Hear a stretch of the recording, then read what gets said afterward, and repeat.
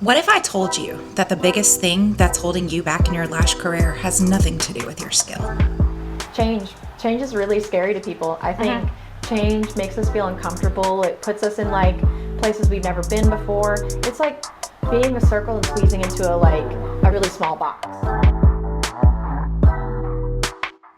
Hi guys, I'm Lauren. I'm the owner of Illuminated Lashes, and I'm here to talk with you a little bit about UV light cured lashes. Something I've been thinking about a lot is how as lash artists, we talk about the technique, we talk about our skill set, we even talk about our social media, the aesthetics, we talk about even mastering different types of sets. And what we don't talk about is something that I've realized is really important. It doesn't just take being a skilled lash artist to build a long-lasting business. But we're not always talking about the mindsets and the internal shifts that need to happen whenever you're trying something new or introducing something new into your business. That takes strategy, that takes innovation, and that takes really being able to adapt with the times whenever it's required and pivot your business. So today I have a special guest. Her name is Emma, and she's the owner and lash artist at Divine Beauty and Wellness. She had some really good insights on what it takes to become a UV artist. I found out in my interview with her that she's been doing light cured lashes for about 6 months, and she's really starting to feel the momentum in her business in terms of getting more clientele and really seeing improvements in her retention. And I really think you should stick around because she gives some excellent, really top pro tips on how to track your clients' retention as you go and how you can get data to make sure that you're getting the results that you want once you start out with UV light cured lashes. I thought that was genius, and I can't wait for you to hear her tips. In my opinion, there's no excuse on not being educated in our industry, especially in our industry, just because it is really cool that there's so many lash artists that are so creative that not only do we express that in our lash artistry, but we also express that in our social media pages. And I think that's something that maybe other industries don't have as much as us just because we're like a group of creatives. And I think that's part of the disconnect. We're creatives, but when it comes to something as new as UV lashing, we hesitate for some reason. And I wanted to have this conversation to talk about why this happens and how you can turn this all around and introduce UV lashes into your business. What do you think that holds most lash artists back from trying something new like UV lashes? What's your opinion on that? Change is really scary to people. It doesn't make sense. So a lot of times we have to break past those barriers, and a lot of times when we feel that discomfort, we don't want to. So we just decide, oh, I'll stay the same. I'll keep doing what I'm doing. I'll keep facing all the struggles I'm facing. And yeah, I think it comes with initiative. It comes with being not afraid of change. What was the mindset shift that you had, or the moment that you were like, I don't really care, like being seen and being able to put myself out there is more important than the fears I'm going through? Did you have a specific time? Yeah, I really wouldn't even nail it as like a specific time, but more as a time period. I think over the last 6 months, it's really been a change. I saw a lot of stuff on social media. I saw a post that was like, you can't be afraid to post the cringe content. If you're not seen, how's anyone gonna find you? I think what changed for me is realizing that if I wanna get different results, I can't do the same thing. Yeah, that's true. And that's another little saying. I'm big on sayings. Me too. It's weird because I always used to laugh at that type of stuff when I was younger. As a kid, you hear... It's on a pillow, right? It is, yeah. On a poster at school. But as you get older and you really start to pay attention, you're like, damn, they're really saying something. Yeah. Just to summarize what you're saying, you felt like it was really important to put yourself out there no matter what.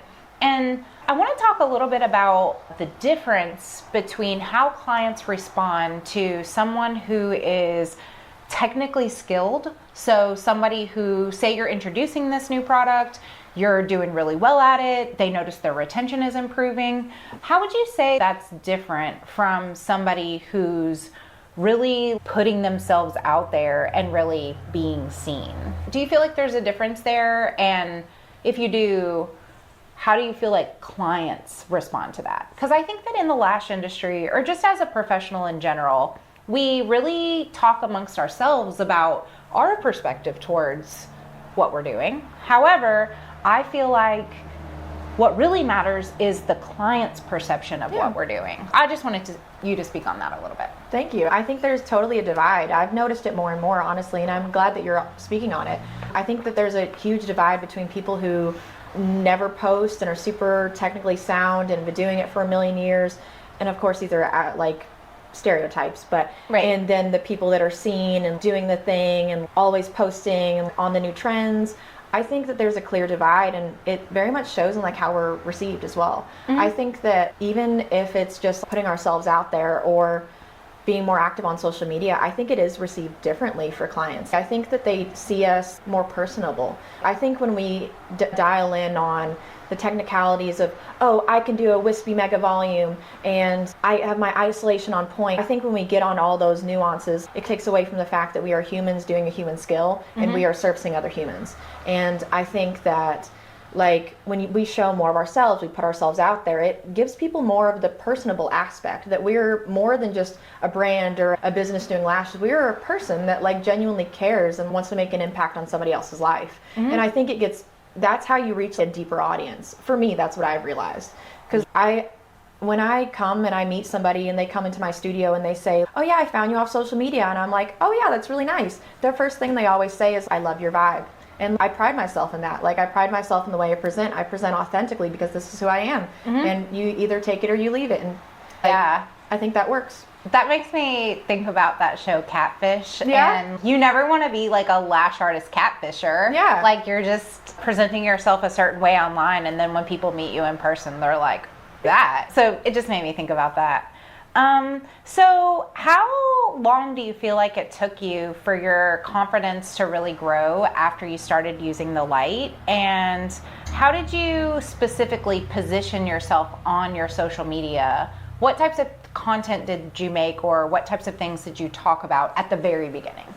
I definitely was showing the retention differences, because I feel like that was the main focal point for me when I changed, is to show people that my business has totally changed since I did UV. Like it revolutionized it for me.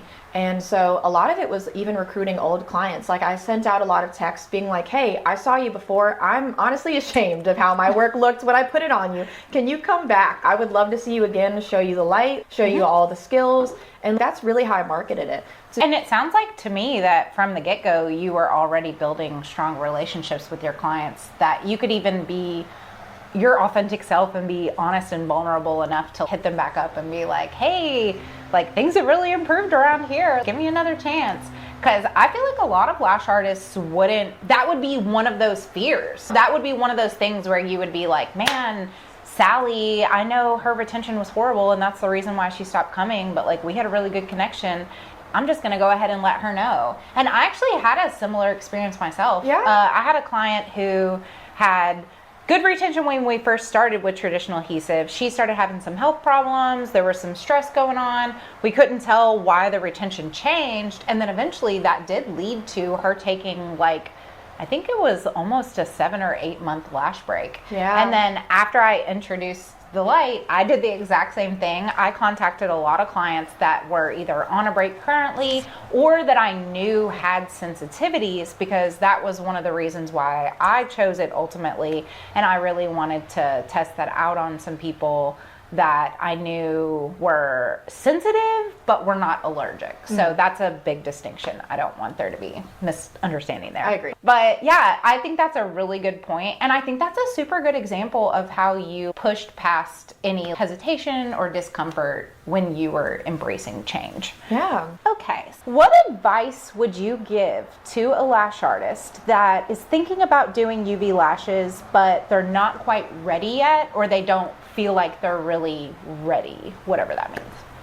I would tell that lash artist, like, think about your retention, think about your clients, and take a good evaluation. I remember when I thought about doing UV lashes, I looked at all my clients' lashes and I took pictures, and I was like, I want to see consistent wise, because when you think about it in your head and you think, oh, Sally had a good fill this past week and she maybe had a good fill, I guess, a couple months ago. When you think about it, like, how many good times are they coming back for fills? How many lashes are they really returning with? Is it consistent? And that's how I really was able to gauge. And so I would tell any new artist, gauge how your clients are coming back to you. See whether you need to change something or whether it's just a couple tweaks. You just brought up a really good point that I want to talk about. The difference between making decisions in your business based on how you feel and making decisions in your business based on data.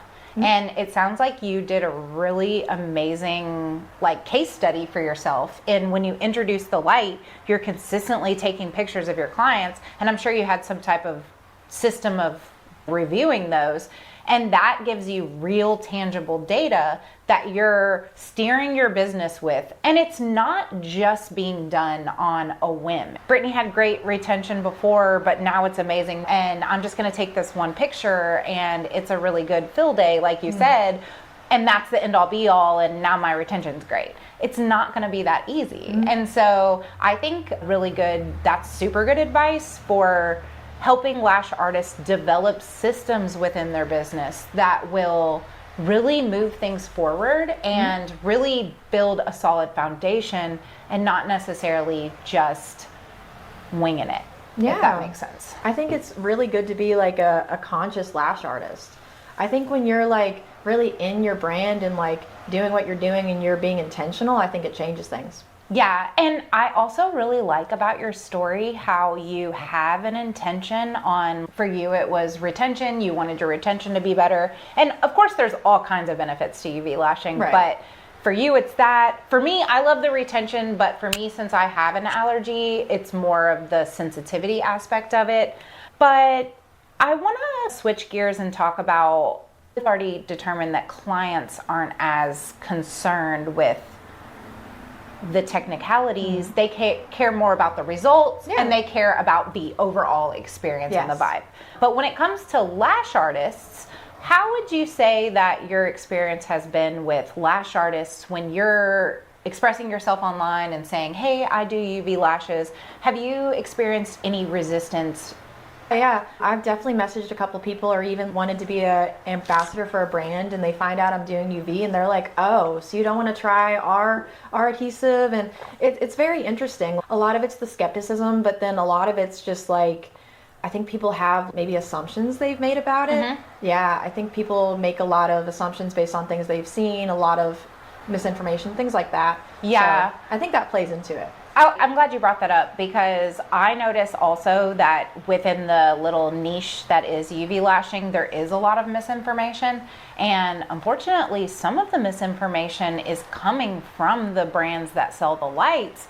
And so it makes it hard because there's not as much education around the why behind the what. So an example of that I'm just thinking of is the eye patches for people to put on top of the eyes. At the beginning of this, when I started doing it, the light I use comes with a black roll of tape, but they make it clear that's not necessarily to protect from UV rays, because the light I personally use doesn't have that big of a risk of UV radiation. Other lights are different, so I can't really speak to every single one on the market. But when I saw other lights come out, I was like, oh, I noticed people online, on Instagram, Reels, that type of thing, you would see people putting eye patches on the top part. And I'm wondering why, because I'm is it that their light is more powerful? Is that what's going on with them? Or is it that they don't realize that's not necessary, or what's going on? And so I go to look into it, and I find that some of the companies actually sell the eye patches and they act as if they're required, which they, again, may be for that specific light. But what I don't see being communicated is, again, the why behind why you would do that, what that's even for, and etc. So without getting into that, the specifics of that exact issue, that's just an example of when I've seen that happening, misinformation.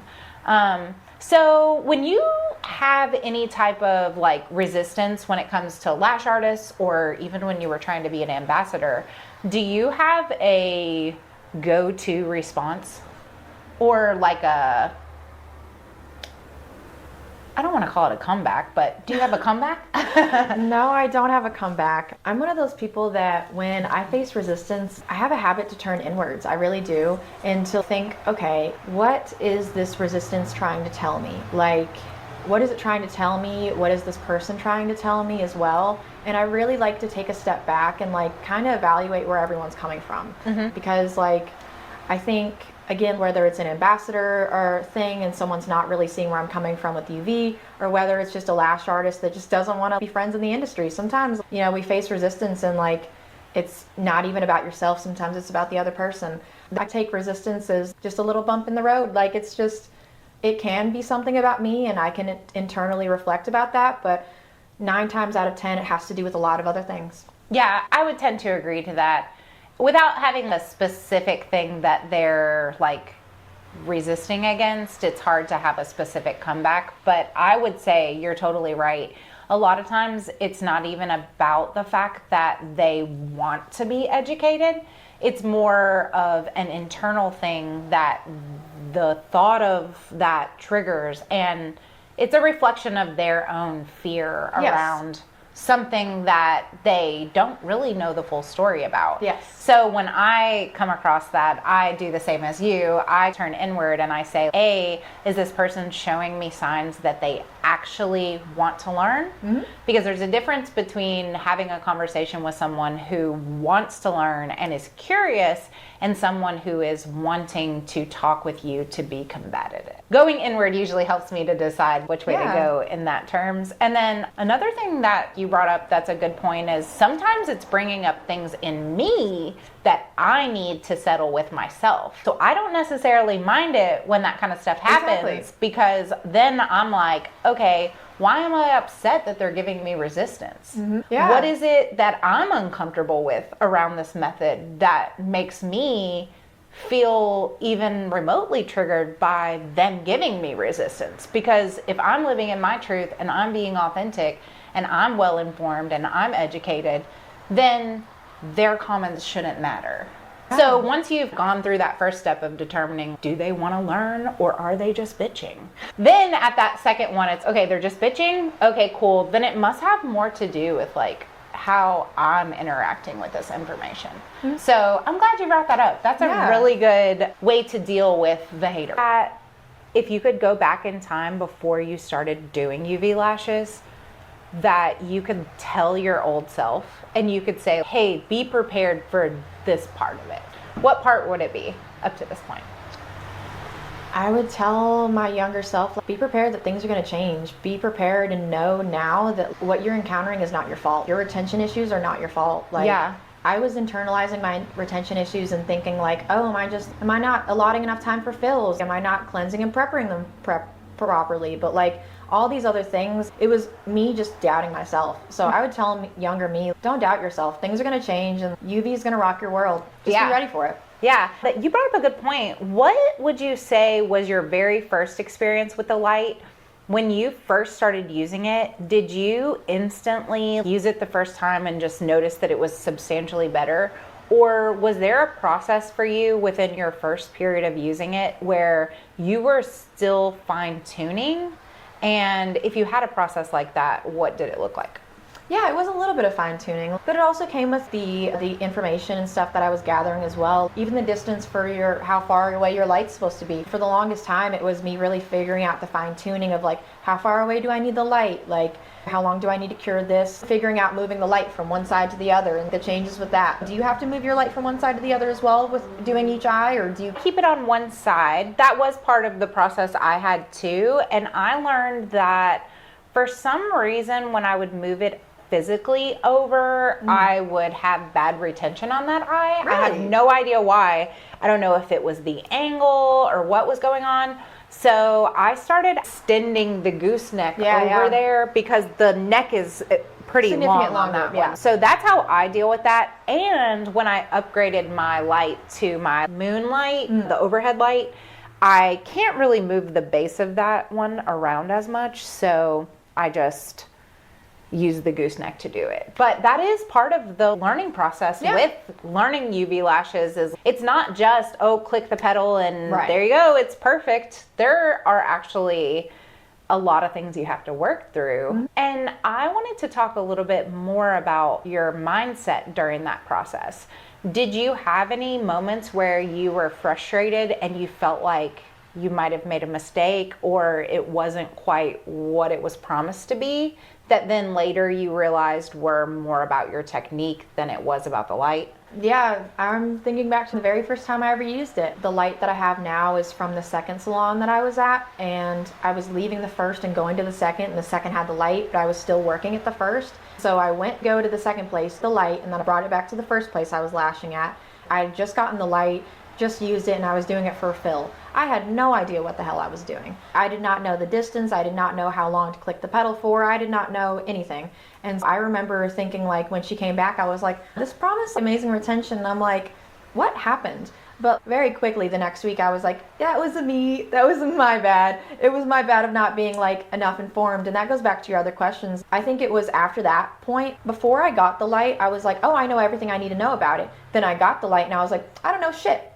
And so it was after that first initial time I tried the light where I was like, nope, somebody needs to study.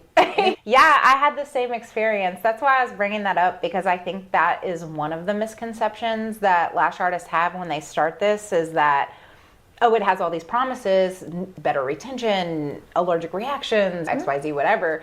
But then once you're really using it, you're back to square one as a beginner again. And it's one of the things I appreciated about switching over to it, is getting back into that like beginner's mindset of like, hey, I don't know as much as I thought I did. It's that full energy. I know you appreciate it as well. There's Yes. something nice about going back to the wheel again. It's something. Yeah. So, can you just expand a little bit more on what you just said as far as like the full energy? Like, Yeah. So in the tarot, the Fool to the world, and it essentially follows the Fool's journey. The Fool's journey to amplifying their vibration, of becoming more awakened, all of those things. And it goes through the trials and tribulations, the life lessons, and all the way from the Fool of knowing you know nothing to the world of knowing you know everything.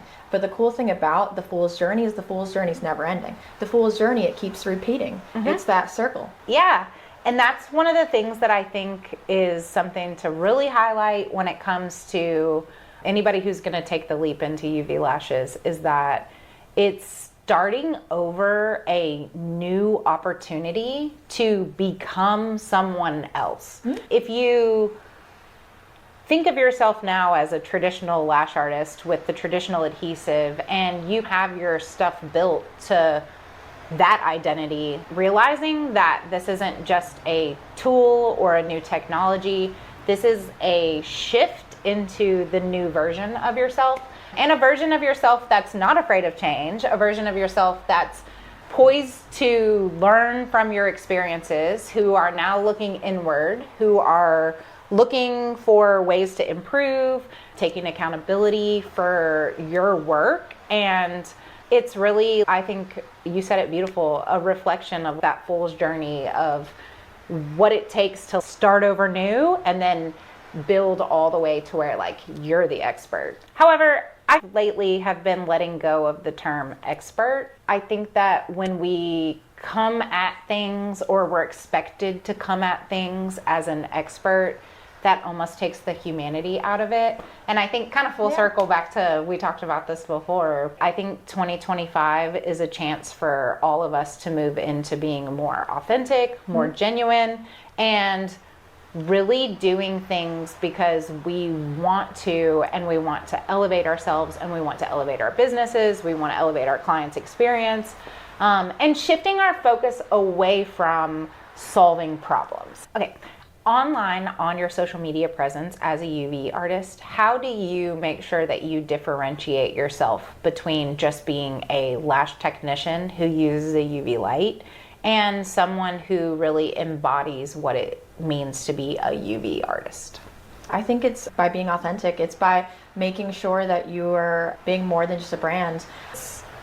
It's different. It reminds me of that phrase. I know you love a phrase. It's don't talk about it, be about it. Don't act like you're a person using UV and changing the game with your retention and not be it. Don't act like you're into the change and wanting to be the best version of yourself and not be it. I feel like those things are hand in hand.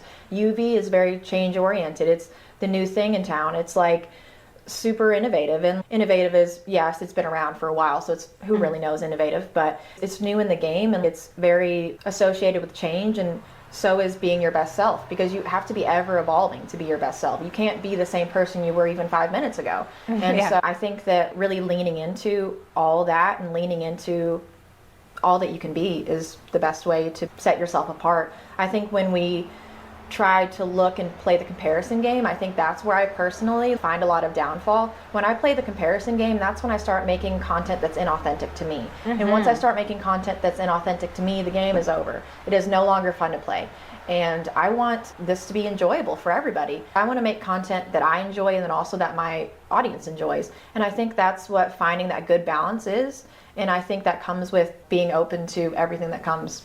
Sorry, that's the longest answer ever. That's okay. I really like that though. I really like that you're focused on being authentic and that you're focused on making sure that you're representing yourself as your true self, because there is something to be said about having a plan and being consistent, and like doing that can almost guarantee you have growth in terms of your account.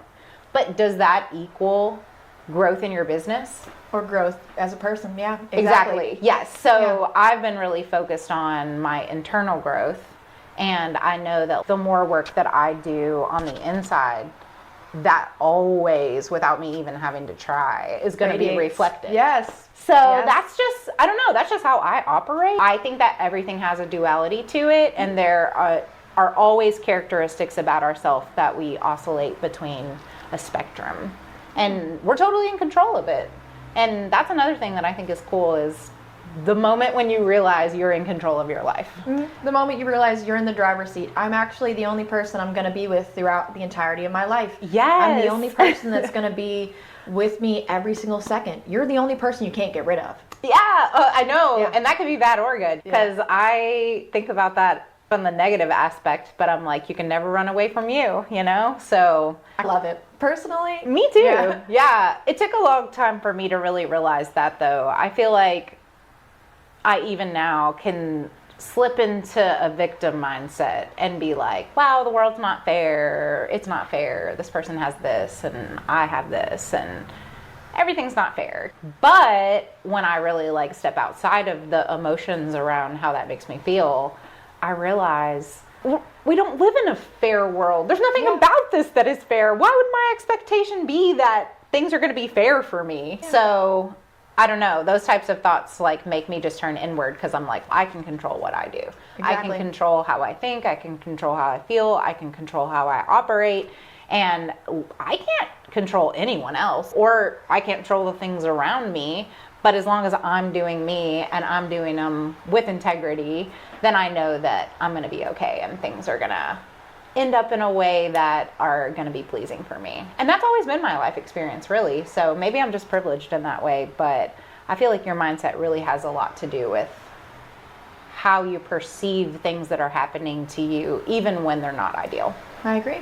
Yeah, it's all about the mind. No, I completely agree. You just want to make people smile. You just want to make people feel good at the end of the day. It's truly about the experience. It's not about the beauty. I market myself as UV light with an experience. Yes. And it's not UV light with beautiful colored lashes or whatever it may be. It's UV light with the experience of getting to know another person on a human level. The 3 hours that I spend with someone, I want those 3 hours to be like, I've learned about you. I know what you stand for. I know why you're here. I know your purpose. Not that you need to know that all about somebody, but I feel like if you're going to intentionally spend some 3 hours with somebody, you better get a damn good conversation out of it at the very least. Oh, yeah. And I truthfully believe that beyond the technique, beyond the light, beyond all of that is what keeps your clients coming back. Yes, 100%. And the artists that are out here saying, I'm struggling with bookings, or especially the UV artists, I'm just going to be real.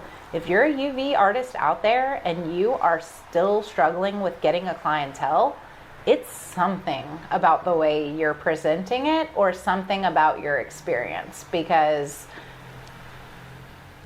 I just can't imagine a world in which, if you were doing it right and you're using the UV technology, that you don't have clients that are constantly wanting to try it. Right. And if you get to a point to where you've had enough people try it and your experience is locked in and your work is good, then you'll get to a point where clients are just coming back and you're booked out 2 or 3 months and you're like, I don't have to worry about my income being consistent. And now I can really focus on making my experience better because I don't have to worry about getting fully booked. If that makes sense. I think honestly I've noticed it shifting now. I wish I could say I noticed it shifting a couple months ago, but no, I've noticed it shift now. And I think it just all aligns together with the way that you present. Like how you're feeling on the inside, as much as you would hope that it's not a mirror up to everybody, it is. If you're having a bad day, sometimes it's very much reflected. And if you're unsatisfied with your work, if you're unsatisfied with your client retention, it's going to very much show. And I feel like for a long time, I was like faking it till I made it. And I still feel like that. And I don't mind that.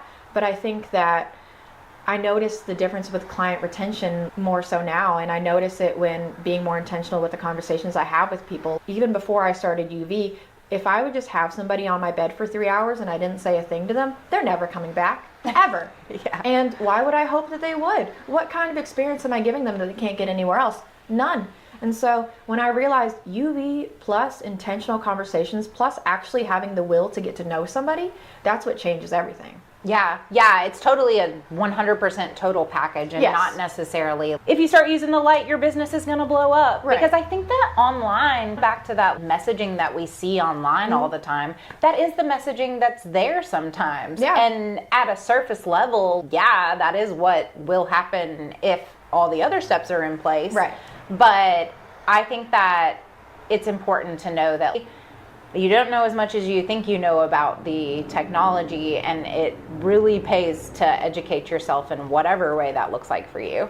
And then B, know that it's a learning process. Right. So you're gonna go through your trials and errors, and it's not gonna be like an end all be all. But then third, it's not the crux of your business and the success. It's not going to be the light. It's going to be you and you taking the light as an opportunity to elevate your experience, and that being the intention behind it. Yeah. So it sounds like you're really embodying that a lot. I was going to touch on something. I think it's super important to know, back to the equation of what it comes with the light and all that, knowing that yes, you have the light, you need the knowledge, but also realizing that you are the light of your business at the end of the day. Oh, I love that. You are what's going to drive your business. And if you have the light, it's not going to drive your business for you. You have to realize that you have to have like all the other moving parts to come with it to make the thing go. And and you have to be the one steering the ship of your own business. And yeah. That's totally right. I'm glad you brought that up. I'm going to take that as a little opportunity to do a little plug for my UV Lash course, because that's something that I feel like really sets my course apart from any of the other education that I've seen out there so far, is that I really focus heavily in the second portion of the course on the marketing, the mindset that you need to have around the marketing, and then also how to interact with your clients about the technology. And so I just want to emphasize that it's a big picture, and the education that you're going to get in my course is not necessarily just going to be the technique behind it and then what to do, but also some of those mindset tools that you're going to need to execute the big picture of introducing this into your business. So I just wanted to plug that.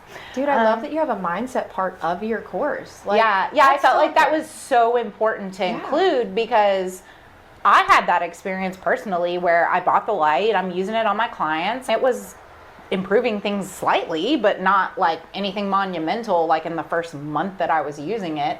And I'm asking myself a bunch of questions, and introducing the light has spurred such a growing moment for me personally that I really felt like it's super important to take that and include that into my education, because I guess if I had to say the thing that I would warn my younger self is what you said. You don't know it all. There's going to be surprises, and there's going to be things that are going to come up. And the only way you're going to be able to deal with that smoothly is to have constant attention on your mindset around the issue. Okay, so to wrap this up, is there anything that you would want a UV artist to know, or any lash artist really, that you feel like we haven't talked about, or that you feel like you really just want to hammer home? Yeah, be yourself. That's the number one. Be yourself, be authentic, be like unapologetically you. I think if my clients were to come back and say, the reason I'm like with you is because you are 100% you, you'd never hold back.